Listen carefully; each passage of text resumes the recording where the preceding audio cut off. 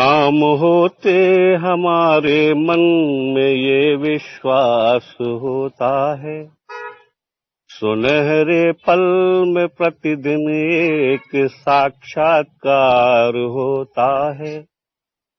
कभी उनके कभी इनके विषय में जान कर सोचो, ये बस दृष्टि दिव्यांग सम्मान परिवार में ही रोज होता है। सुनहरे पल सुनने वाले सभी साथियों को पवन सक्सेना की ओर से नमस्कार, शुभ संध्या। और साथियों, प्रतिदिन हम एक साक्षात्कार लेकर आपके समक्ष प्रस्तुत होते हैं और उसी तारतम्य में हमारे समक्ष आज के जो मेहमान के रूप में उपस्थित हैं, वे किसी भी परिचय के मोहताज नहीं हैं। उनको हम सब लोग भली भांति जानते हैं और उनके विषय में भी जानते हैं, क्योंकि उनके विषय में जो भी कहना ये सारा सूर्य को दीपक दिखाने के बराबर है। तो आप लोग उन्हीं की आवाज में मैं परिचय जानना चाहूंगा। तो मैडम जी, आपको नमस्कार। जी नमस्कार सर। मैं चाहूंगा कि हमारे साथियों को आप अपना संपूर्ण परिचय दें, तो हमारे साथियों को शायद बड़ा आनंद प्राप्त होगा। जी जी बिल्कुल। सर्वप्रथम सुनहरे पल सुनने वाले सभी साथियों को मेरा प्यार भरा नमस्कार। जैसा कि आप लोग जान ही गए होंगे मेरी आवाज से ही कि मैं कौन हूँ, लेकिन फिर भी मेरा नाम आम्रपाली है और मैं सिंगरौली मध्य प्रदेश में वर्तमान में निवास कर रही हूँ और वर्तमान में एमआरसी के पद पर कार्यरत हूँ। इतना सही मेरा एक छोटा सा परिचय है। और यदि परिवार के विषय में जानना चाहेंगे तो मेरे मिस्टर श्री कल्याण सिंह जी और मेरी 2 बेटियां हैं और हस्बैंड मेरे एनटीपीसी में जॉब करते हैं। बहुत बढ़िया, बहुत बढ़िया। तो मैडम जी, ये बताइए कि दृष्टि दिव्यांग सम्मान जो हमारा एक परिवार है जी, उसका उद्देश्य ये है कि हम सबका विकास चाहते हैं और हम ये चाहते हैं कि हमारे ग्रुप का प्रत्येक सदस्य अपने विषय में कुछ बोल सके जी जी और अपने विषय में कुछ जानकारियां दूसरों के समक्ष प्रस्तुत कर सके। जी। इसी के संदर्भ को लेकर हमने ये सुनहरे पल प्रोग्राम प्रारंभ किया है। तो इसके विषय में आप क्या कहना चाहेंगे? जैसा कि आपने अभी क्वेश्चन किया है कि ये जो सुनहरे पल कार्यक्रम दृष्टि दिव्यांग सम्मान ग्रुप में चलाया जा रहा है और इसमें हम हर सदस्य का साक्षात्कार सुनते हैं, जिससे कि हमें उनके विषय में जानकारी मिलती है कि उन्होंने कितना संघर्ष किया है और कितने संघर्षों को पार करके वर्तमान में इस स्थिति तक पहुंचे हैं। तो मेरे विचार से इसका यही उद्देश्य है कि एक दूसरों के बारे में जाने और जानने के बाद हमारे सामने कितनी भी बड़ी मुश्किलें आए तो हमें घबराना नहीं चाहिए। तो ये हमें तभी एहसास होता है जब हम अपने साथियों का साक्षात्कार सुनते हैं। बहुत बढ़िया मैडम जी। दूसरी चीज मैं ये जानना चाह रहा था कि जैसे आपने बताया कि हम उनके जीवन शैलियों के विषय में जानते हैं, संघर्षों के विषय में जानते हैं, तो आप ये तो जानती हैं कि दृष्टिबाधित जीवन में संघर्ष तो है। जी अच्छा, इसके पहले मैं आपसे एक प्रश्न और करना चाहूंगा कि आप दृष्टिबाधित हैं जी और हमारे सभी साथी ये भी जानते हैं कि अल्प दृष्टिबाधित हैं आप। जी जी तो आपकी जो दृष्टिहीनता है जी जी उसके विषय में आप थोड़ा सा प्रकाश डालें तो शायद बहुत अच्छा लगेगा। जी जी बिल्कुल बिल्कुल। मैं सभी को बताना चाहूंगी कि मैं अल्प दृष्टिबाधित हूँ और जैसा कि मेरी मम्मी और नानी के द्वारा बताया जाता है कि जब मेरा जन्म हुआ था उस समय मेरी आंख बिल्कुल भी नहीं थी। जहाँ हमारी आंख होती है वहाँ केवल निशान थे, आंखों के निशान बने हुए थे। अच्छा अच्छा। और हाँ जी हाँ जी। और उसके बाद जब बच्चे को तेल लगाया जाता है तो हाँ हाँ हाँ हाँ। हाँ, तो जब मेरी मम्मी या नानी हम मुझे तेल लगाया करती थी और आंखों को जहाँ आंखों का निशान बना हुआ था जी उसे खोल कर जब वो देखती थी तो धीरे धीरे मेरी आंख बाहर आने लगी। जी। और बाहर आने के बाद अ, पता नहीं लोग विश्वास करते हैं या नहीं, लेकिन मेरा तो विश्वास है कि जब मैं बड़ी होती गई तो घर वालों की भी चिंताएं बढ़ती गई जी जी कि जी अब जी। क्योंकि ये लड़की है और क्या होगा भविष्य में। जी। तो मेरी नानी ने मन्नत मांगी थी। एक हमारे नानी के घर से लगभग 100-150 किलोमीटर दूर है, एक माता जी थी। अच्छा अच्छा। साक्षात मतलब वो एक महिला थी, लेकिन वो जो भी कह देती थी वो हो जाता था, जी ऐसा जी लोगों का मानना है। जी। तो उसी दौरान मेरी नानी जी ने माता जी को चांदी की आंखें कबूली और ये कहा कि मेरी नातनी को इतनी रोशनी दे देना माता कि वो अपना खुद ब खुद जो काम है सारा पर्सनल वो अपना खुद कर सके। हाँ और हाँ गांव हाँ। में चूंकि आप जानते हैं कि उस दौरान लैट्रिन बाथरूम की व्यवस्थाएं भी घर में नहीं हुआ करती थी, तो वो अपना खुद जा सके। तो उसके हम्म। बाद मेरी धीरे धीरे रोशनी बढ़ती गई और आज मैं थोड़ा बहुत देख पाती हूँ। चलिए, बहुत अच्छा लगा मैडम जी जानकर। और ये तो खैर है, पुरानी परंपराओं से गांव वाले घिरे हुए होते हैं। जी जी और रूढ़िवादिता गांव में बहुत ज्यादा होती जी है जी ना। तो एक प्रश्न और छोटा सा मन में आ रहा है मैडम जी कि ये इतनी सारी रूढ़िवादिताएं आपके जीवन के साथ थी, जी और वास्तविकता है कि गांव का जो परिवेश होता है उसमें रूढ़िवादिताओं का ज्यादा वो होता है योगदान। जी जी बिल्कुल।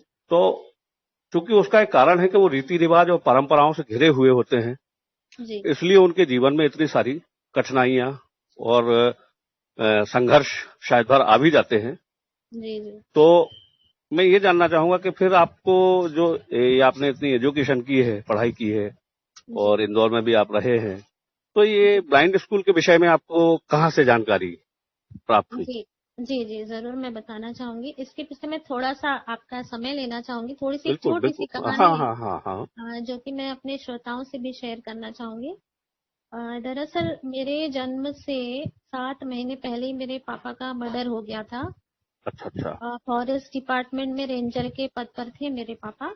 अच्छा अच्छा। उसके बाद 7 महीने के बाद जब मेरा जन्म हुआ तो आप सोच सकते हैं कि एक तो गम बुलाया नहीं गया और दूसरा फिर लोगों का यही मानना था कि दृष्टि बाधित हो गई, पापा की डेथ हो गई। तो उसके कारण मेरे नाना जी मम्मी को अपने यहाँ ले आए थे। तो हम जी ननिहाल में ही रहते थे। जी जी जी वही ननिहाल में रहते हुए जब मैं मेरे मामा जी के बच्चे थे उन्हीं के साथ सैटेड जो नॉर्मल स्कूल होता है जी जी। वहीं पढ़ने जाया करती थी। हम्म। और बड़ी मुश्किल से 4th तक तो मैंने किसी तरह से पास कर लिया। और स्मरण शक्ति की तो कोई बात ही नहीं थी, याददाश्त तो मेरी शुरू से ही बहुत अच्छी रही है। हम्म। तो 4th क्लास तक मैंने जैसे तैसे पास किया। और उसके बाद 5th में जब मैं पहुंची तो थोड़ा सवाल ये मन में उठ रहा था टीचर्स के भी कि बोर्ड हुआ करता था उस समय। जी जी और उसी समय हमारे ही गांव की एक लड़की भोपाल में उनकी शादी हुई थी जी। और उन्हीं के हस्बैंड आए हुए थे गांव। अच्छा अच्छा। तो चूंकि वो मेरी मम्मी को मौसी कहते थे, हमारे रिलेटिव ही थे दूर जी के। जी। उन्होंने ही हमें गाइड किया कि भोपाल में पहले महेश दृष्टिहीन कल्याण संघ जो कि इंदौर में है वर्तमान में, उसी की उप शाखा हम्म। भोपाल में भी थी। जी तो उन्हीं के बताए अनुसार मैं भोपाल गई और वहाँ जब पहुंची तो वहाँ के टीचर्स का यही कहना था कि यदि आप ब्रेल सीख जाती हैं तो आपको जिस क्लास में आप हैं उसी में प्रवेश दिया जाएगा, अन्यथा आपको क्लास 1 में ही हमें एडमिशन करवाना पड़ेगा। तो मैंने बहुत मेहनत की और 15 दिनों के अंदर ही मैंने, चूंकि कखा गघा मेन होता है और काफी कुछ नॉलेज तो 4th तक हो ही गया था, सिर्फ नंबर याद करना थे। हम्म तो 15 दिनों के अंदर मैंने रीडिंग राइटिंग टोटली हम्म। परफेक्ट सीख लिया था और उसके बाद मैंने कक्षा 5वीं में वहां प्रवेश लिया। इस तरह से मुझे वहां आगे पढ़ने का अवसर प्राप्त हुआ। बहुत बढ़िया, बहुत बढ़िया। तो जैसे कि आपने मतलब ऐसे पढ़ाई स्टार्ट कर दी, लेकिन उसके पहले जी पिताजी तो आपके नहीं थे। जी जी तो जब आपको ब्लाइंड स्कूल छोड़ने जाया जा रहा था, उस जी समय घर वालों की क्या फीलिंग्स थी? घर वालों की फीलिंग्स की वजह से ही स्टार्टिंग में कोशिश नहीं की गई जी। कहीं भी स्कूल ढूंढने की। लेकिन जब मैंने फैसला लिया, क्योंकि मेरी एक दिली तमन्ना थी कि मुझे पढ़ना है हम्म। और मैं बहुत खुश थी, मुझे बिल्कुल भी किसी भी प्रकार का दुख नहीं था कि मैं पेरेंट्स को छोड़कर जा रही हूँ।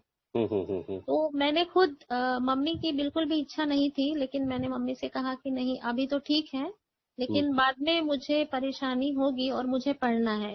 फिर शुरू से ही मेरे मन में एक इच्छा थी। तो बाद में फिर मैं अपने नाना जी के साथ भोपाल आई और वहाँ मेरा एडमिशन हो गया। चलिए, बहुत अच्छी जानकारी। अच्छा, एक बात और थोड़ा सा मैं भूल गया आपसे पूछना।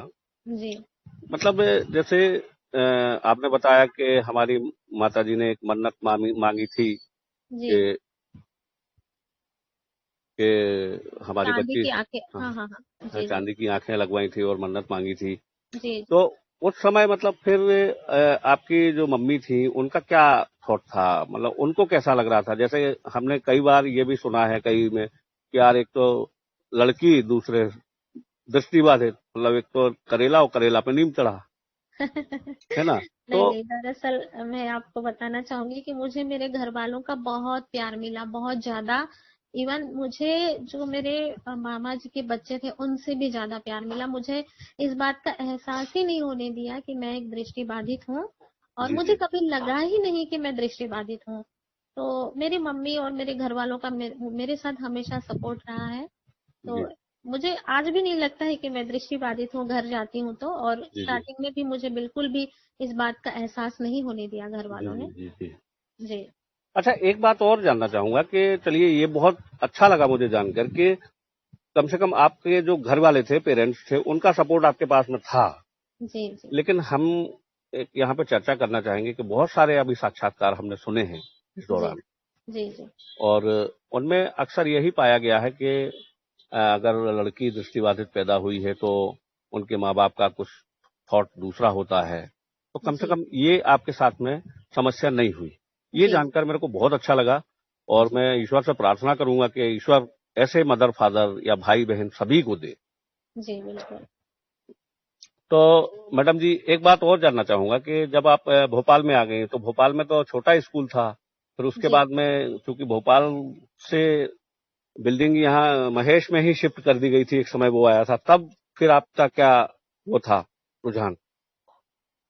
जब हम लोग भोपाल से इंदौर शिफ्ट हुए, उस समय मैं 9th में थी। जी और जब हम इंदौर शिफ्ट हुए तो यहाँ कुछ दिनों तक तो भेदभाव वाली स्थिति रही हम लोगों के साथ।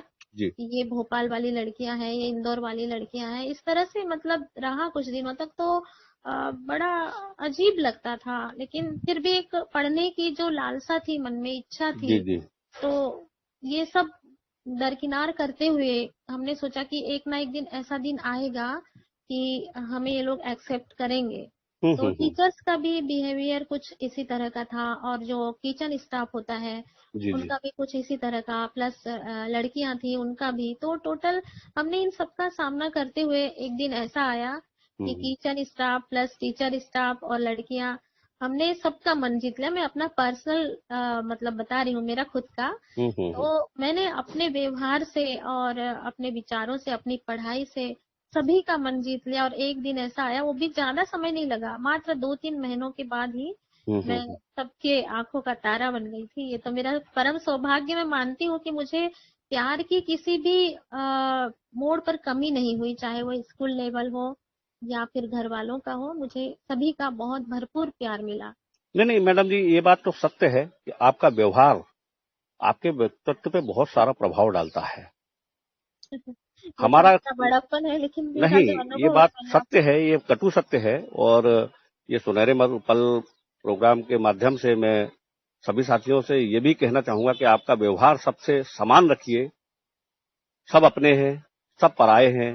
जी दुनिया में ना कोई आया है साथ में, ना कोई जाएगा। हमें आपको जाना है, और कुछ रह भी नहीं जाता है हमारे साथ में, जी सब जी यहीं छोड़ के जाता है। तो जी जी इसलिए व्यवहार हमें ऐसा रखना चाहिए कि जाने के बाद हमारी चर्चा हो, जी बिल्कुल। क्योंकि चर्चा जिसकी होती है वो किसी न किसी रूप में जीवित होता है। जी बिल्कुल सही कह रहे हैं। तो जैसे वो मन्ना डे का एक गीत है, आपने सुना होगा, तुझे सूरज कहूं या चंदा। जी जी बिल्कुल सुना तो है। उसमें एक अंतरा है कि मेरे बाद भी इस दुनिया में जिंदा मेरा नाम रहेगा, जी जो जी भी तुझको देखेगा तुझे मेरा लाल कहेगा। जी बिल्कुल तो बिल्कुल। हमारा व्यवहार ऐसा होना चाहिए कि हमारी जाने के बाद में कोई तारीफ नहीं करे तो बुरा ही नहीं करे। जी बिल्कुल बिल्कुल। तो ये जानकर भी बहुत प्रसन्नता हुई कि आपने सबका मन जीत लिया। और वास्तविकता ये भी है मैडम जी कि आपने जो है ना सबका यहाँ तो मन जीता है सो जीता है, हमारे ग्रुप में भी सभी साथियों का मन जीता हुआ है। नहीं नहीं, ये सब आप लोगों के प्यार और सहयोग से ही संभव हो पाया है, अदरवाइज हम तो कुछ कर ही नहीं पाते। आप नहीं लोगों का भी हमें समय समय पर प्यार मिलता रहता है, और प्यार के बदले तो प्यार मिलना ही चाहिए। नहीं, वो तो देखो मैडम जी एक प्राकृतिक चीज है, जी और जो आप बोएंगे वही काटेंगे, जी जी, बिल्कुल है बिल्कुल। ना। तो लेकिन ये है कि करता सब कुछ है आदमी, लेकिन एक माध्यम जब कुछ होता है ना, एक जो हम जिसको प्लेटफॉर्म बोलते हैं, जी तो जब हमें वो प्राप्त हो जाता है ना, तो हम बहुत कुछ करने की दृढ़ दृढ़ इच्छा शक्ति अपने मन में बना सकते हैं। जी और बिल्कुल। दूसरी चीज ये है कि आप लोगों का जो एक प्रस्तुतिकरण का नजरिया, चूंकि मैंने आपके बहुत सारे साक्षात्कार सुने हैं और ये मेरा सौभाग्य है कि मैं आपका साक्षात्कार लेने आज उपस्थित हूं यहाँ पर, तो मैं अपने आप को ये धन्य मानता हूं कि आपने सभी के साक्षात्कार लिए और मुझे ये अवसर प्राप्त हुआ कि मैं आपका साक्षात्कार ले रहा हूं। नहीं नहीं, ये तो हमारा भी सौभाग्य है कि आप जैसे महान व्यक्तित्व। नहीं नहीं, देखिए मैडम जी, होता क्या है, महान कोई नहीं होता है, महान उसके व्यक्तित्व, उसके विचार और उसका जो व्यवहार है वो होता है, महान व्यक्ति नहीं होता। नहीं नहीं, बिल्कुल आपका भी ग्रुप तो में काफी अच्छा व्यवहार और अंदाज चलिए, थोड़ा देखकर सा ही। ये बातें तो मैंने आपकी जान ली जो जी आपके जीवन से संबंधित थी, जी और बाकी तो हमारे सभी साथी परिचित हैं ही हैं आपसे भली भांति, जी जी क्योंकि आपका परिचय रोज होता है जी और ये अनूठा परिचय हो रहा है। तो मैं जी थोड़ा जी सा आपसे अनूठा सा प्रश्न करना चाहूंगा कि जी भाभी, बिल्कुल। जैसे वो, सॉरी भाभी बोल दिया है, क्योंकि कोई बात नहीं। भाई देखिए होता क्या है कि जो रिश्ता होता है वो न छिपता नहीं है। बिल्कुल बिल्कुल। कहावत है, खैर खून खांसी खुशी बैर प्रीत मधुपान, जी जी जी, रही मन दावे ना जबे जाना सकल जहान। बिल्कुल बिल्कुल। चार पांच चीजें ऐसी हैं ना कि वो कितना भी व्यक्ति छुपाए वो छिपता नहीं है। बिल्कुल नहीं और छुपता, मैंने बिल्कुल सोचा सही। था कि साक्षात्कार के दौरान इनको मैं भाभी नहीं बोलूंगा, ये मेरी सोच थी, जी जी जी जी। लेकिन होता है वही है वही जो राम रचि राखा। तो थोड़ा सा अनूठा सा सवाल, और फिर हमारा संबंध तो अब सभी साथियों को मालूम ही पड़ गया, क्योंकि मेरे मुंह से निकल भी गया है। जी जी तो जी मुझे आप ये बताइए कि जब आप यहाँ इंदौर आ गई जी और आपने 12th कहाँ से किया, इंदौर से ही किया ना? जी जी, 12th इंदौर से ही किया। मेरा पूरा एमए तक की पढ़ाई मेरी इंदौर से ही हुई है। अच्छा, बीए में आप यहीं महेश में ही रह के पढ़ाई की है ना? जी जी, 9th से लेके पूरा एमए तक की पढ़ाई मेरी महेश में रहकर ही हुई है। तो इस दौरान आपका जो 9th से 12th तक स्कूल होगा उसके विषय में थोड़ा सा जानकारी हमको दे दें, और बीए से लेके एमए तक का जो आपका कॉलेज रहा उसके विषय में थोड़ी सी जानकारी दें, तो फिर मैं आगे का सवाल पूछूं आपसे। जी बिल्कुल। मैं आपको बताना चाहूंगी कि 9th और 10th हमने हॉस्टल में रहकर ही पढ़ाई की। जी 10th मेरा पत्राचार से हुआ था। जी उस समय 10th का फॉर्म हमारे यहाँ जो रूबी चावला मैम थी, जी तो उन्होंने पत्राचार से ही हमारा फॉर्म डाला था। तो 10th पास आउट होने के बाद 11th से हम जी। अहिल्या आश्रम विद्यालय, आपने सुना होगा, गर्ल्स हाँ हाँ विद्यालय। हाँ हाँ हाँ हाँ। हाँ जी, तो 11th और 12th मैंने वहां से पास आउट किया है। जी। और 12th में उस समय मेरा 2001 में 73 परसेंटेज बना था। चूंकि उस समय इतना परसेंटेज बनाना बहुत मुश्किल माना जाता था। वेल डन बहुत। वेल डन वेल डन, बहुत हाँ बढ़िया। जी, तो ये उस समय परसेंटेज तो हमने सपने में नहीं सोचा है कभी। नहीं, उस समय बहुत ही नहीं, उस लोग समय की बात मानते कर थे। रहा हूँ कि ये उस जी समय का जो परसेंटेज आप बता रहे हैं, जी 73, जी। हमने तो कभी सपने में नहीं देखा है। और उस समय हमारे स्कूल में 12th में लगभग 70 के लगभग लड़कियां थी। जी। उनमें मैंने टॉप किया था अपनी वेरी क्लास गुड में। Very good, good good. हाँ जी, एक फर्स्ट टॉपर मैं थी और सेकंड 70% बना था एक लड़की का जो नॉर्मल थी।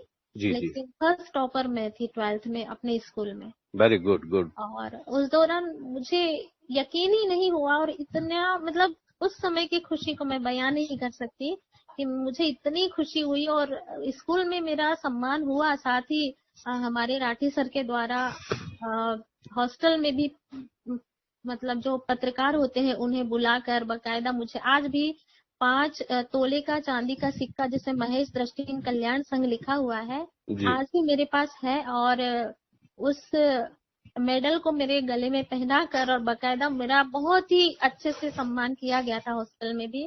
तो वो दिन मैं आज तक कभी ना तो भूल सकती हूँ और ना ही भुला पाई हूँ। तो इस तरह से मेरा 12th हुआ और फर्स्ट ईयर से आप जानते हैं कि ओल्ड जीडीसी में हमारे यहाँ की गर्ल्स जाती हैं। जी जी तो ओल्ड जीडीसी में भी मेरा पूरा एमए तक की पढ़ाई हुई। तो एमए प्रीवियस में मैं सेकंड टॉपर रही हूँ क्लास में। जी फर्स्ट में एक नॉर्मल लड़की थी, जी। एक नॉर्मल थी दृष्टिवान। और हम्म। सेकंड में एमए प्रीवियस में मैंने सेकंड टॉपर पे रही हूँ। तो वहां पर भी काफी मुझे हालांकि बुलाया गया था सम्मान के लिए कि कोई आए हैं बहुत मतलब, लेकिन किसी कारणवश मैं वहां जा नहीं पाई थी। तो वहां का सम्मान तो चूक गया मेरा। चलिए लेकिन कोई हाँ, नहीं। तो पढ़ाई के क्षेत्र में मेरा शुरू से ही बहुत इंटरेस्ट रहा है। चलिए बहुत अच्छा, ये आपके विषय में जो जानकारी हमारे श्रोताओं के समक्ष जाएगी, जी जी उससे वाकई हमारे जो छात्र वर्ग हैं या जो तैयारी कर रहे हैं किसी जॉब के विषय में, जी। उनको बड़ा लाभ होगा। और दूसरा मैं ये पूछना चाह रहा था कि कॉलेज के समय में भाभी जी थोड़ा सा होता है, हाँ, पूछिए पूछिए, खुल के पूछिए आप। तो कभी कुछ ऐसा था क्या? आप इशारों इशारों में आपकी बात तो मैं समझ रही हूँ, लेकिन श्रोता भी इस बात को जान सके कि आप पूछना क्या चाहते हैं। तो आप अपना प्रश्न खुल कर रखिए। तो मतलब मैं ये जान रहा था कि जैसे मान लो आपने एमए किया, हाँ एमए जी। का एमए के बाद में आपने बीएड बहुत लेट किया जी जी है ना? जी तो एमए के बाद में आपका क्या सोच था? मतलब आपका, मैं ऑप्शन रख रहा हूँ, जी जी जॉब पर आधारित था या जी शादी पर आधारित था? जी। तो ये दो ऑप्शन हैं। अ, दरअसल जब मेरा बीए कंप्लीट हुआ था तो मैंने जॉब के लिए बहुत जगह मैंने ट्राई किया। जी और एक वहाँ शुभांगी मिश्री कोटकर मैडम थी। जी जी। हमारे तो ग्रुप में भी है शायद वो भी। हाँ जी बिल्कुल। तो उन्होंने मुझे जैसलमेर बुलाया था, राजस्थान। हालांकि उन्होंने उस समय वहाँ संस्था खोल रखी थी, जी सभी प्रकार के दिव्यांग बच्चे थे उस समय। जी। तो उन्होंने मुझे, मेरा जैसे बीए कंप्लीट हुआ तो उन्होंने कहा कि तुम यहाँ आ जाओ और मैं तुम्हें यहाँ जॉब दूंगी। तो जब अपना ग्रेजुएशन कंप्लीट होता है तो सबसे पहले यही लगता है कि पैसा कम मिले लेकिन जॉब मिल जाए, कहीं भी मिले, किसी भी हम्म। तरह की मिले। तो यही मेरी भी सोच थी। और जैसे ही मेरा ग्रेजुएशन कंप्लीट हुआ मैं राजस्थान गई, वहां मैं 1 डेढ़ महीने रही मैडम के साथ। हम्म। लेकिन दुर्भाग्य या किस्मत ने साथ नहीं दिया, या ये कहे कि जो भी होता है अच्छे के लिए होता है। हाँ तो हाँ। वहां हमने बहुत कोशिश की, काफी जगहों पर हम गए, लेकिन ब्लाइंड बच्चे हमें नहीं मिले। हम्म। मात्र एक ब्लाइंड बच्चा मिला था 18 वर्ष का। और वहां हमें यही सुनने को मिला कि यहाँ तो बच्चे, ब्लाइंड बच्चे होते ही मार दिया जाता है। तो अरे थक भगवान। हार के, हाँ, थक हार के फिर मुझे इंदौर वापस आना पड़ा। और हम्म फिर मैंने अपना एमए कंप्लीट किया। हम्म। और दूसरा क्वेश्चन आपने पूछा था कि शादी के लिए क्या सोचा है, तो मैं आपको बताना चाहूंगी कि 17 तारीख को मेरा लास्ट एग्जाम था एमए फाइनल का। और जी। 9 मई को उसी साल मेरी शादी होने वाली थी। हम्म। तो जॉब के लिए फिर बाद में मुझे सोचने का मौका ही नहीं मिला। और जो मेरे हस्बैंड है उनसे जी मेरी लगभग 1 साल तक बातचीत होती रही। जी। तो उनका यही कहना था कि तुम जो चाहोगी वही होगा। यदि आपको जॉब करना है तो आप जॉब कर सकती हैं, वैसे तो जरूरत नहीं है। हम्म हालांकि आप सभी जानते हैं कि एनटीपीसी में पदस्थ है मेरे हस्बैंड। तो हम्म स्टार्टिंग में तो जब शादी होने के बाद उन्होंने यही कहा कि क्या करोगी जॉब करके, लेकिन मेरी जिद के आगे उन्हें हार मानना पड़ी। मैंने हम्म कहा कि मैंने इतनी मेहनत से पढ़ाई की है और मेरे साथ की सभी लड़कियां जॉब कर रही हैं, तो मुझे भी जॉब करनी है। तो हम्म। थक हार के फिर उन्होंने 2011 में मुझे बीएड करने के लिए प्रोत्साहित किया। और मेरा 2011 से 13 के बीच बीएड कंप्लीट हुआ। जी। और 2014 में वैकेंसी निकली थी एमआरसी की, तो उसी हम्म। में मैंने अप्लाई किया और मेरा सिलेक्शन भी हो गया। और आज मैं उसी पद पर कार्य कर रही हूँ। तो एक बात और जानना चाह रहा था कि कभी मतलब कॉलेज लाइफ में किसी से अफेयर वगैरह ऐसा कुछ आपने नहीं सोचा? जी जी जी, मैं बताना चाहूंगी। दरअसल हमारे जो हॉस्टल के नियम थे और वहाँ का जो अनुशासन था, जी जी बहुत ही ज्यादा स्ट्रिक्ट था उस समय जब हम लोग थे। जी जी। तो ऐसा तो हो नहीं सकता कि अपने मन में विचार ना आए, हम भी इंसान हैं। जी जी हमारे भी अपने सपने होते हैं, जी जी। लेकिन फिर भी एक कहीं ना कहीं डर बना रहता था मन में। और दूसरी बात ये थी कि एक तो मेरे पापा नहीं थे, दूसरा ये था कि मेरे भाई भी नहीं है।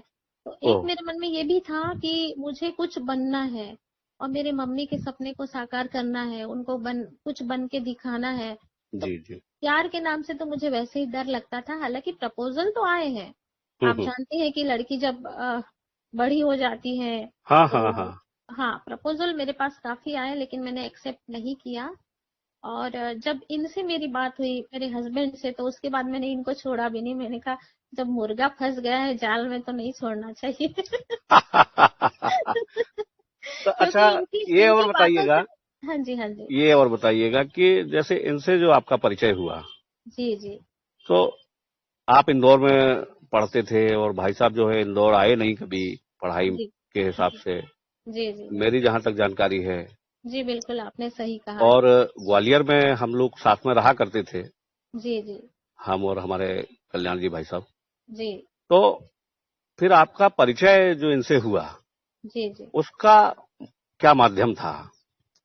अ, उसका माध्यम यही था कि मैं राजस्थान से निराश होकर ग्वालियर वापस आई थी। ग्वालियर में मेरी सिस्टर रहती है, रियल सिस्टर बड़ी। जी।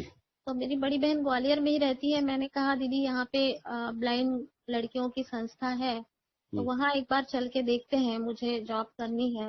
भले हम्म, ही पैसे की दिक्कत नहीं है, 1,000 500 जितना भी मिल जाए, लेकिन एक मेरा अनुभव भी कुछ काम आएगा मुझे आगे।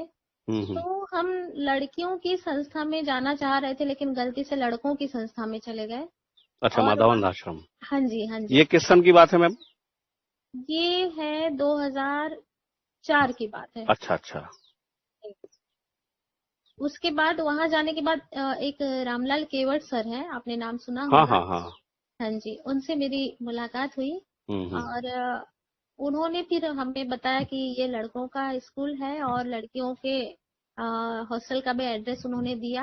हम्म। मैंने वहां भी काफी कोशिश की, लेकिन वहां जो पहले ब्लाइंड टीचर रही होंगी, तो उन्होंने जो माहौल खराब किया था, इस हम्म। वजह से फिर वो ब्लाइंड लड़कियों को जॉब देने में कतराते थे। अच्छा अच्छा। तो मुझे वहां भी निराशा ही हाथ लगी। हम्म। उसके बाद मैं वापस इंदौर आ गई, और जो रामलाल केवट सर है, इनकी हम्म। 2004 में ही जॉब लगी थी। हाँ हाँ, ग्वालियर मेरे ब्लाइंड स्कूल। हस्बैंड की, नहीं नहीं, मेरे हस्बैंड की एनटीपीसी में अच्छा अच्छा। 2004 में ही सिलेक्शन हुआ था इनका, दिसंबर हम्म 2004 में। हम्म। उसके बाद रामलाल केवट सर किसी काम से दिल्ली गए हुए थे और जी इनको जानते थे, जी। तो इन्हीं के पास गए थे, बुक्स लेनी थी उनको।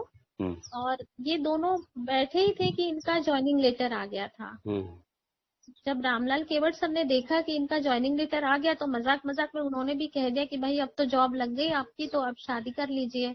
हम्म इन्होंने भी कह दिया कि कोई अच्छी लड़की हो तो बताइए। हम्म तो बस इसी के साथ फिर जान पहचान बढ़ी। इनके घर वाले मेरी दीदी के यहाँ गए। इनके घर वालों ने कहा कि हाँ, इनकी दीदी दिखने में अच्छी है, बातचीत में अच्छे, तो जाहिर सी बात है लड़की भी अच्छी होगी। हम्म। तो बगैर मुझे देखे ही इनके तो घर मतलब वालों ने आपकी भी, दीदी को देख के आपको पसंद कर लिया गया? हाँ, मेरी दीदी को देखकर मुझे पसंद कर लिया गया। इनके फिर बड़े भाई बा- और ये नहीं गए तो थे। बाद में कहीं ये तो नहीं कहा गया ना कि लड़की बदल गई? नहीं नहीं। है फिर ना? बाद में मेरे पास फोन आया रामलाल केवट सर का कि आप एक बार लड़के से बात कर लीजिए। तो उस समय मेरा एमए प्रीवियस चल रहा था। जी तो मैंने कहा नहीं सर, मैं अभी शादी के पक्ष में नहीं हूँ जी और अभी मुझे शादी नहीं करनी है। तो जी। उन्होंने कहा कि नहीं, एक बार बात कर लो, लड़का पसंद आता है तो ठीक है, जबरदस्ती हम नहीं करेंगे। हम्म तो जनवरी 2005 में मैं ग्वालियर आई दीदी के यहाँ। वहां से इनसे फोन पर बात हुई इनसे। जी।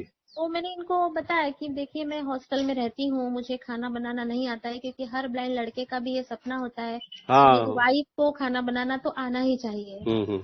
तो इनका एक ही जवाब रहा कि देखिए मैं जानता हूँ, मैं भी हॉस्टल में रहा हूँ, तो आपको खाना बनाना नहीं आता है, कोई बात नहीं, कोई भी माँ के पेट से सीख के नहीं आता है। जी। तो आपको नहीं आता है, मुझे कोई ऐतराज नहीं है, आप बाद में भी सीख सकती हैं, बाद में सीख जाएंगी। हम्म तो ये बात मेरे मतलब दिल को छू गई इनकी, कि जो व्यक्ति मतलब इतनी अच्छी सोच रखते हो, तो आगे मुझे किसी भी तरह की प्रॉब्लम नहीं आने देंगे। तो बस इसके बाद मैंने तुरंत बगैर सोचे विचारे हाँ कर दिया कि ठीक है, मैं शादी करने के लिए तैयार हूँ। जी जी। जी तो अभी वर्तमान में आपकी 2 बेटियां हैं, जी जी तो थोड़ा सा आप उनके विषय में भी थोड़ा सा बताएं हमारे साथियों को। जी। अ, उसके बाद 2005 में मेरा, चूंकि मैंने आपको बताया कि एमए प्रीवियस चल रहा था, जी जी और 2006 में मेरा एमए कंप्लीट हो गया। जी अप्रैल में मेरा एमए कंप्लीट हो गया था, और मई में 2006, 9 जी मई 2006 को मेरी शादी हो गई थी। जी उसके बाद एक साल बाद 17 सितंबर 2007 को मेरे यहाँ बिटिया ने जन्म लिया। जी जी। उसके बाद दूसरी बेटी मेरी 9 जुलाई 2009 को हुई। तो इस जी तरह से मेरी 2 बेटियां हैं, और अभी आप जानते हैं कि अब काफी एक लड़की मेरी 14 साल की, एक 12 साल की है, जी जी। और लड़कियों द्वितीय से तो मैं दोनों से परिचित हूँ, जी जी। और उनका असली चाचा भी मैं ही हूँ, बिल्कुल बिल्कुल, है मानती ना। भी है, और आपको असली चाचा के नाम से ही जानती भी है। हाँ, वही बोल रही थी ना अभी, अभी मेरी उससे बात हुई, जी जी असली चाचा। तो बहुत अच्छा लगा मैडम जी, आप हमारे समक्ष आए और अपनी जो समस्त जानकारियां, रोचक जानकारियां आपने जो प्रस्तुत की, इससे ये मैं विश्वास रखता हूं कि हमारे इस ग्रुप के समस्त साथी लाभान्वित होंगे, और जी। कुछ ना कुछ प्रेरणा जरूर आपके साक्षात्कार से उन्हें मिलेगी। तो मैं ये चाहता हूं कि अब आप अपनी थोड़ी सी हॉबीज और हमारे साथियों को बताएं तो बहुत अच्छा लगेगा, कि आपकी जो अभिरुचियां हैं वो क्या है। मेरी ज्यादा कुछ खास हॉबीज तो नहीं है, लेकिन हाँ, मेरा डिबेट कंपटीशन में बहुत ज्यादा इंटरेस्ट रहा है, और मैंने अपने स्कूल टाइम और कॉलेज टाइम में काफी प्राइज भी हासिल किए हैं।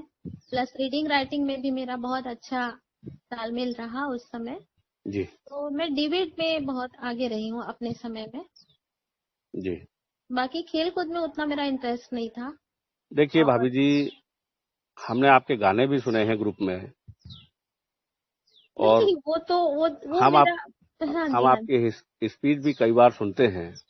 जी तो हम ये चाहते हैं कि हमारे साथियों के लिए जी जी आप कम से कम एक स्थाई और एक अंतरा, कोई जो आपका बहुत पसंद वाला गीत हो, जी वो सुनाएं तो बड़ा आनंद आएगा। जी जी जी। हाँ बिल्कुल। चलिए, वैसे तो गाना मुझे उतना अच्छा आता नहीं है, लेकिन फिर भी एक लाइन में आपके कहने नहीं पर नहीं, एक सुना। लाइन नहीं, एक स्थाई और एक अंतरा। नहीं नहीं नहीं नहीं, ये स्थाई अंतरा नहीं।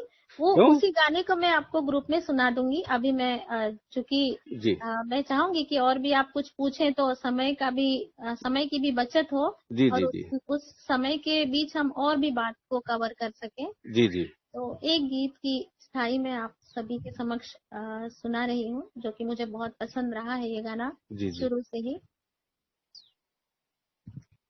धड़कने सांसें जवानी, जिंदगानी आपकी, आपने चाहा हमें, ये मेहरबानी आपकी, धड़कने सांसें जवानी, जिंदगानी आपकी।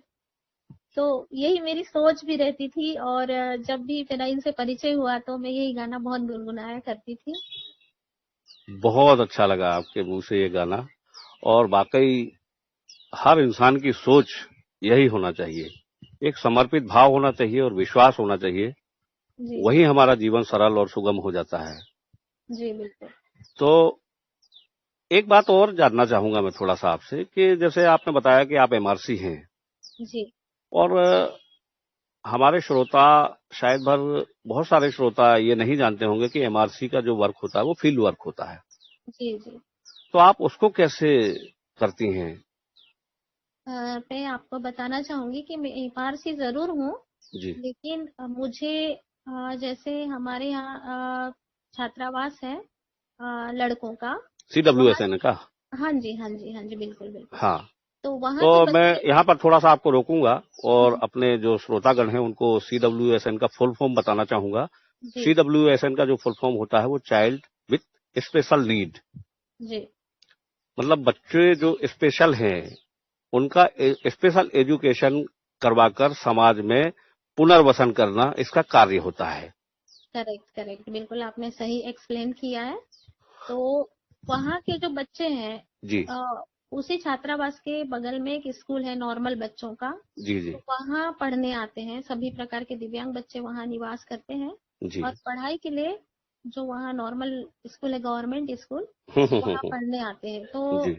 मुझे वहाँ अटेस्ट किया गया है ब्लाइंड बच्चों को ब्रेल सिखाने के लिए। Okay okay okay. तो फील्ड वर्क मेरा नहीं है, जब से मैंने ज्वाइन किया है मैं उसी स्कूल में अभी जाती हूँ और ब्लाइंड बच्चों को ब्रेल सिखाती हूँ।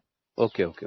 तो जी मैडम जी, एक बात और मैं जानना चाहूंगा कि जैसे आप जाते हैं उस स्कूल में, जी तो मैंने अक्सर ये देखा है कि हमारे जो दृष्टि बाधित साथी होते हैं, जी उनको कहीं ना कहीं अपना एक समाज में स्थान प्राप्त करने के लिए बहुत सारा संघर्ष करना होता है। जी और उस दौर से मैं भी गुजरा हूँ, क्योंकि मैं भी जॉब किया हूँ। जी जी अभी कोरोना काल है, जी। तो आपको कुछ ऐसी कुछ कठिनाइयां या कुछ परेशानी जो कि हुई हो, या आपने अनुभव की हो या महसूस की हो, तो हमारे श्रोताओं के समक्ष आप जरूर रखें उसको। जी जी बिल्कुल। दरअसल परेशानियां तो हर जगह होती है, जी लेकिन वही बात है कि अपने मुंह मिट्ठू मियाँ वाली बात।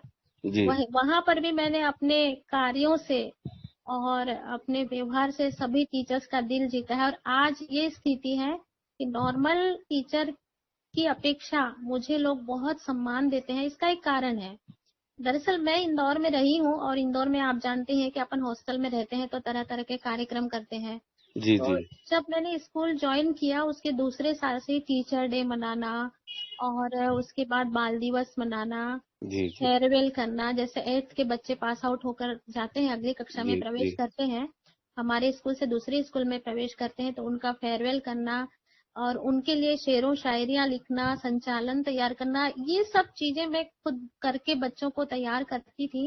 और जी साथ ही अभी पिछले 2 सालों से जो हमारे यहाँ कार्यक्रम होते हैं, जैसे 26 जनवरी, 15 अगस्त, और अभी हमारे यहाँ हाल ही में कलेक्टर साहब भी आए थे, जी तो जी उस समय भी संचालन का पूरा कारोबार मुझे ही दिया जाता है और बाकायदा मैं ही संचालन करती हूँ। तो सभी लोग मुझे बहुत मानते हैं।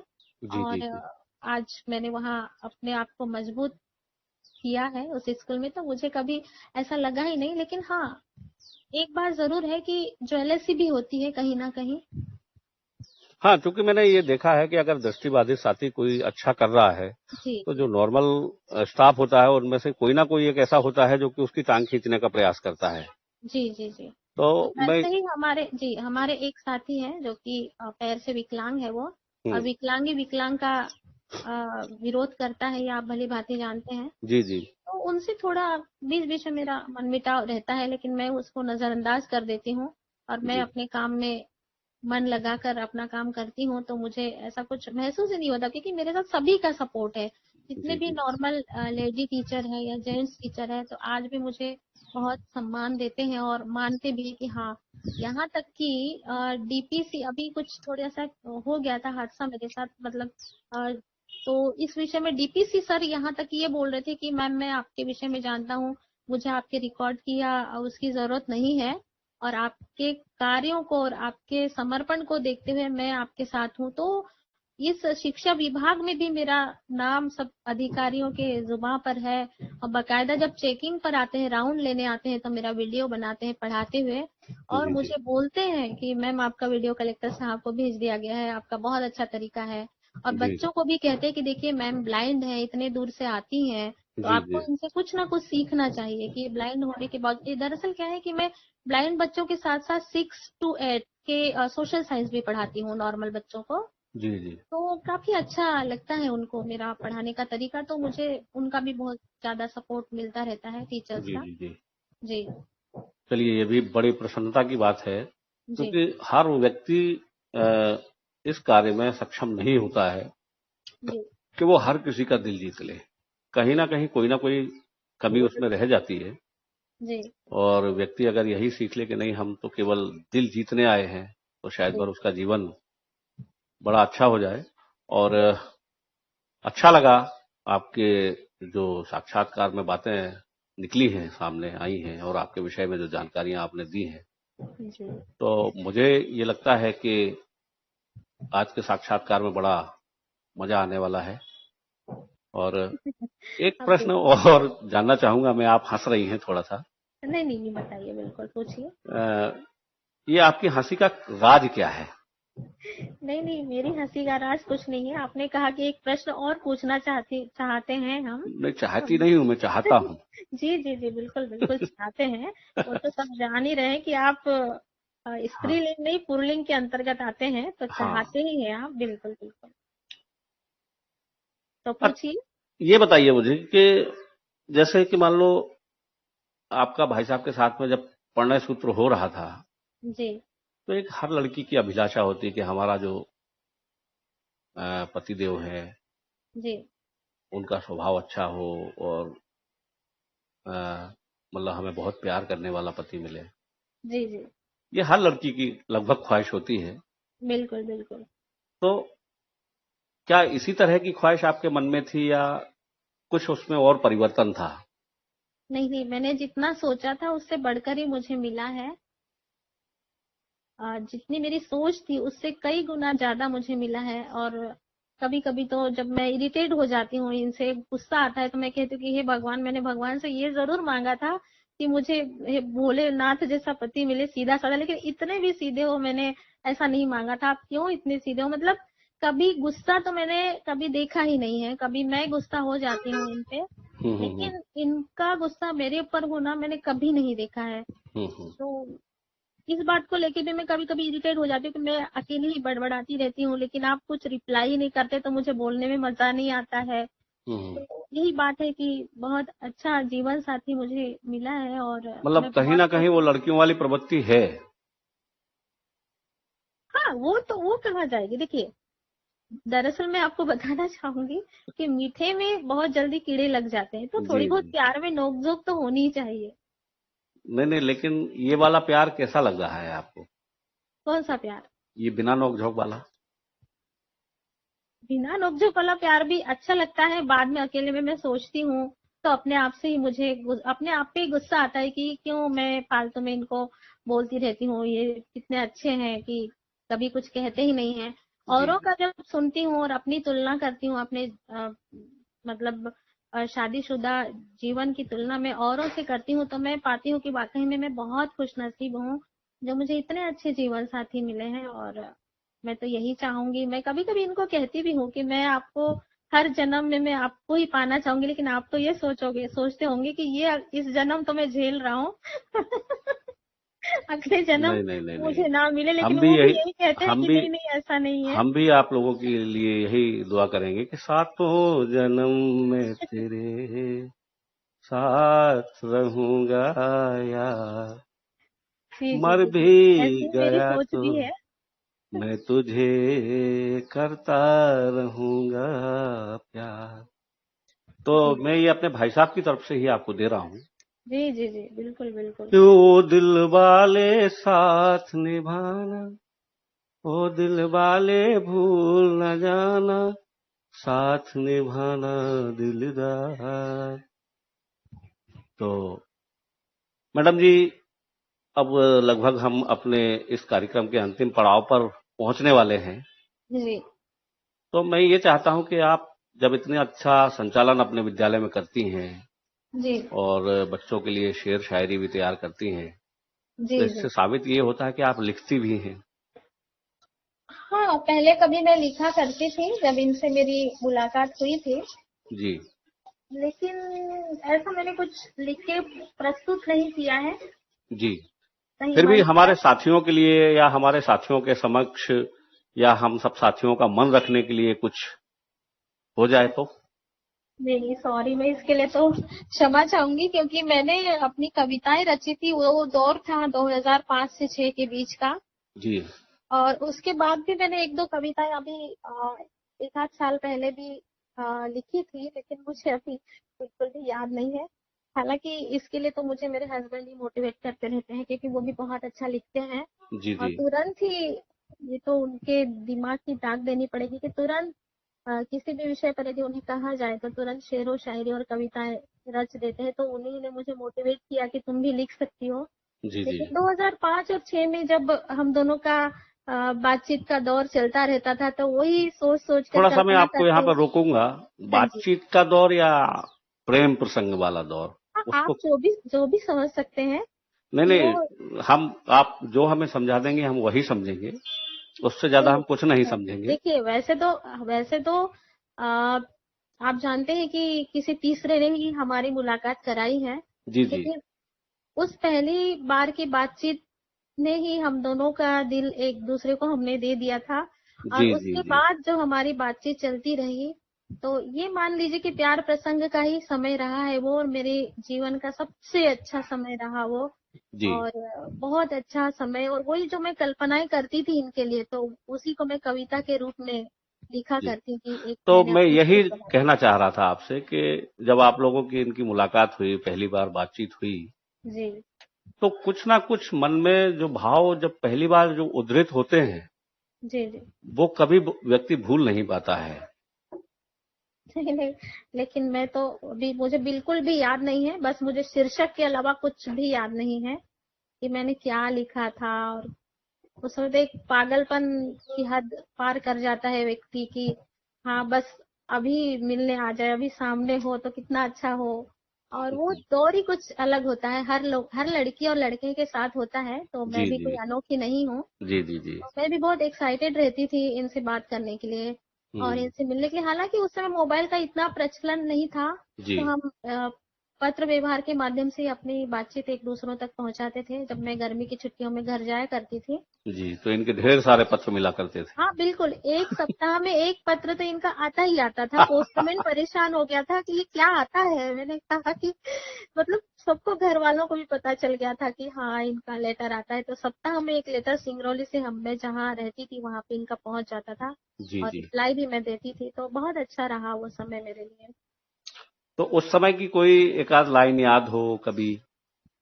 नहीं नहीं नहीं, मुझे बिल्कुल भी याद नहीं है। मैंने, अगर याद होती तो मैं आपको इतना कहने का मौका ही नहीं देती, मैं तुरंत सुना देती। मुझे बिल्कुल याद नहीं है। बहुत अच्छा लगा बाकी। तो खैर ये बात तो सत्य है कि एक जब पहला जो व्यक्ति होता है, उसके लिए जो है व्यक्ति बहुत एक्साइटेड होता है कि हम कब बात करें, कब मिलें। जी जी जी। वो काश तेरा घर मेरे घर के बराबर होता, तू ना होता आता तेरी आवाज तो आती रहती वाली बात बिल्कुल बिल्कुल है ना? तो बिल्कुल। तो अंत में मैं भाभी जी आपसे यही पूछना चाहूंगा, आप हमारे श्रोताओं को कुछ एक ऐसा मोटिवेशनल संदेश दें ताकि हमारे श्रोता उससे प्रभावित हो सके और वो अपने जीवन को सुचारू रूप से चलाने में समर्थवान हो सके। जी जी जी। आ, लगभग सभी लोग, जितने भी अभी तक के साक्षात्कार हुए हैं, मैंने अधिकांश लोगों से यही सुना है कहते हुए, और वही बात मैं भी कहना चाहूंगी कि कभी भी कितनी भी मुश्किलें क्यों ना आ जाए, लेकिन हमें हिम्मत नहीं हारनी चाहिए। और यदि हम एक उद्देश्य बनाकर चलते हैं, या उद्देश्य बना लेते हैं मन में कि हमें ये करना है, ये करना ही है, तो निश्चित रूप से वो हमारी सोची हुई बात पूरी हो जाती है। ऐसा मेरा मानना है खुद का। और जो हम दिल से मांगते हैं, तो वो भी निश्चित रूप से हमारी जी विश जी पूरी हो जाती है। दिल से मांगी हुई विश कभी खाली नहीं जाती। जी ये मेरा जी अपना खुद का मानना है, क्योंकि मेरे साथ हुआ है। मैंने हर बार जी भगवान से जी यही जी मांगा जी कि मैं क्लास में अच्छे डिवीजन से पास हो जाऊं, मुझे अच्छा जीवन साथी मिले, मेरे बच्चे हो तो स्वस्थ और सुंदर हो, मेरा घर अच्छा हो। तो मेरी लगभग अब तक की, और मेरी जॉब भी हो, तो मेरी अब तक की सारी जो प्रार्थनाएं जो मैंने भगवान से मांगा है, मेरा अब तक का सब कुछ जी भगवान ने जी जी मुझे दिया है। जी तो जी जी। यही कहना चाहूंगी मैं कि हमेशा मन में एक उद्देश्य और एक लक्ष्य बनाकर चलें, और बस अपने आप पे अपना आत्मविश्वास बढ़ाए कि हाँ मुझे ये करना है, और ये होगा, निश्चित रूप से होगा। तो जरूर। हाँ ये तो है कि मन के हारे हार है, मन के जीते जीत। अगर जी, आपके मन में ही है कि हम नहीं कर सकते हैं तो फिर आप नहीं कर सकते हैं। नहीं कर सकते, बिल्कुल और बिल्कुल। अगर आपके मन में है कि नहीं हमारे लिए तो जैसे अपन बजरंगबली के लिए बोलते हैं कि कौन सो काज कठिन जग माही, है ना? तो हमारे मन में अगर भरोसा हो तो कोई भी कठिन से कठिन कार्य हम करने में समर्थ हो जाते हैं, बिल्कुल बिल्कुल। है ना? वो मूकम करोति वाचालम पंगुर लंघते गिरम यत् कृपातम हम बंदे परमानंद माधवम। ईश्वर की कृपा और आपका आत्मबल जब दोनों का मिश्रण हो जाता है तो आपका आत्मविश्वास बहुत बढ़ जाता है। जी। तो बहुत अच्छा संदेश है आपका। जी। तो अब मैं आपसे अनुमति चाहूंगा जी। और इस साक्षात्कार के दौरान अगर आपसे कुछ प्रश्न पूछने में मुझसे कोई त्रुटि हुई हो तो मैं क्षमा प्रार्थी हूं आपसे, और आशा करता हूं कि यह साक्षात्कार सभी साथियों के मन को भाएगा, अच्छा लगेगा, बहुत अच्छा लगेगा। इसी के साथ में भाभी जी से मैं अंतिम विदा लूंगा और अंतिम में भाभी जी से यही कहूंगा कि नर हो न निराश करो मन को, जग में रहकर कुछ काम करो, कुछ काम करो, कुछ काम करो, जग में रहकर कुछ नाम करो। बहुत बहुत धन्यवाद। जी। जी, नमस्कार। बहुत अच्छा लगा मुझे आपसे मिलकर और अपने विषय में श्रोताओं को बताकर। बाकी आपने जो एक बात कही है कि कुछ त्रुटियां हुई हो तो क्षमा करें, जबकि मैं तो ये कहना चाहूंगी श्रोताओं से कि जिसकी मैंने अपेक्षा भी नहीं की थी, आशा भी नहीं की थी, आपने आशा के अनुरूप बहुत अच्छे प्रश्न पूछे मुझसे, और मैं भी उन प्रश्नों का उत्तर देने में मैंने भी कोशिश की है। तो बाकी वो तो बाद में पता चलेगा कि आप लोगों को कैसा लगा मेरा अंदाज और मेरा साक्षात्कार और मेरी जो लाइफ स्टोरी है। तो ये तो सबके प्रतिक्रियाओं से ही पता चलेगा। तो चलिए, बहुत बहुत धन्यवाद आपको भी।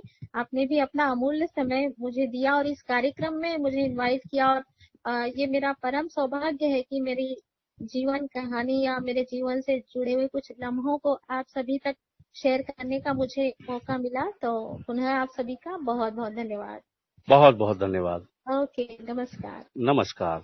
मिले हैं आज वर्षों में धड़कते दिल ये दीवाने, मोहब्बत एक पावन है, परस्पर परस्पर प्रेम दीवाने।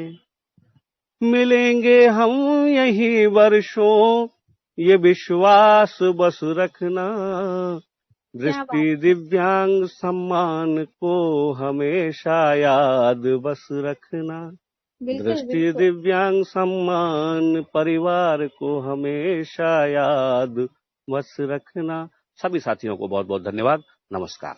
नमस्कार।